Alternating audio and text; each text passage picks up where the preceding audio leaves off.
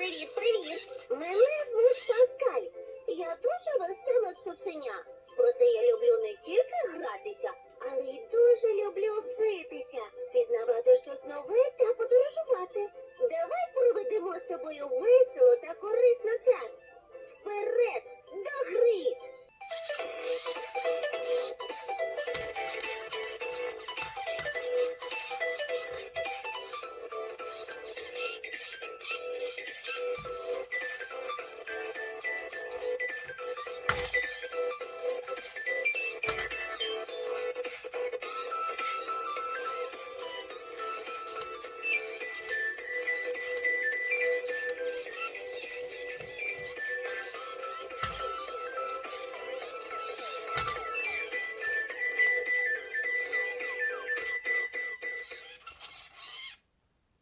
Я дуже люблю гратися та бігати за м'ячиком. Це наше собаче. Я дуже голодний. Хочу щось смачненьке.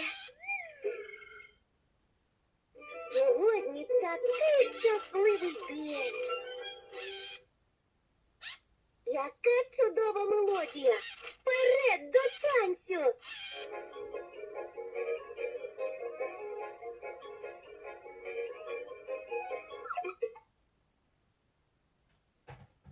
Друже, наздоганяй мене!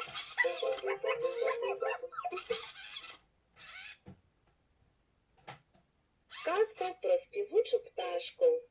В одному лісі жила маленька пташка, яка дуже любила співати чудові пісні. Вона так красиво співала, що весь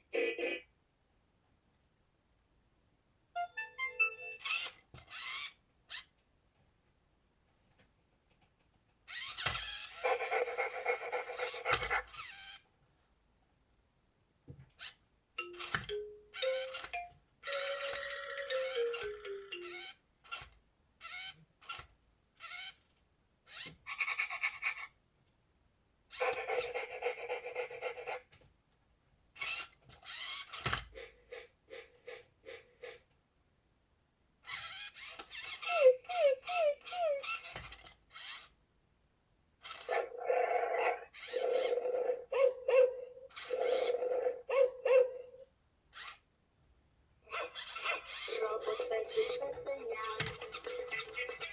запила він собою нянь. Розповідаю цікаву, і грати може безліч.